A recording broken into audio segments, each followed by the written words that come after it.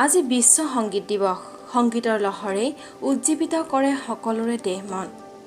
1982 চনতে সৰ্বপ্ৰথমে ফৰাচী সাংস্কৃতিক মন্ত্ৰী জ্যাক লাঙে এই দিৱস পালন কৰাৰ সিদ্ধান্ত লৈছিল।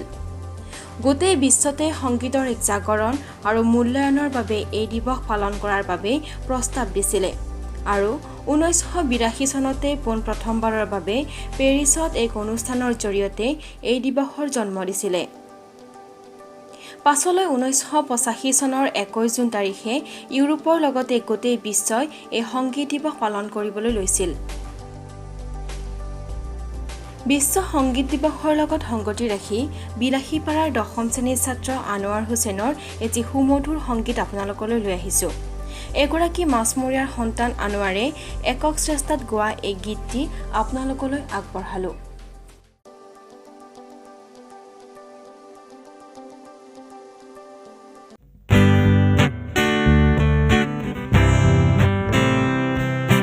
নেচাও তোমাক এবাৰো নেচাপোকা এডালো পাহৰি যাওঁ মুচি মুচি থওঁ তোমাক মনৰ পৰা নেচাও তোমাক এবাৰো নেচাপোকা এডালো পাহৰি যাওঁ মুচি মুচি থওঁ তোমাক মনৰ পৰা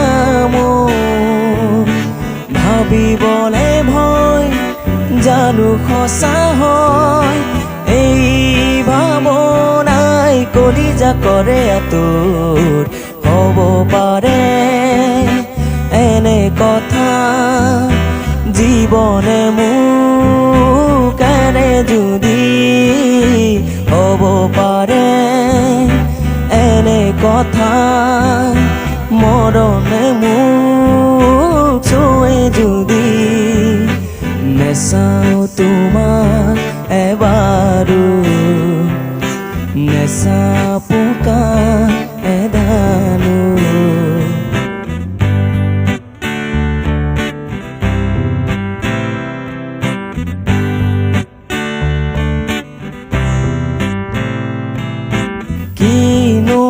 পৃথিৱী নেজানো নিচিনো তোমাতে মোৰ সকলো দুফালে দুয়ো কাষে ধুনীয়া সেউজীয়া তোমাৰ নামৰ সপনো পৃথিৱী যদি কলা হয় নৈ জান জুৰিও শুকাই পৃথিৱী যদি কলা হয় নৈ জান জুৰিও শুকাই হ'ব পাৰে এনে কথা জীৱনে মোক এৰে যদি হ'ব পাৰে এনে কথা মৰণে মোক চুৱে যদি নেচাও তোমাক এবাৰো নেচাও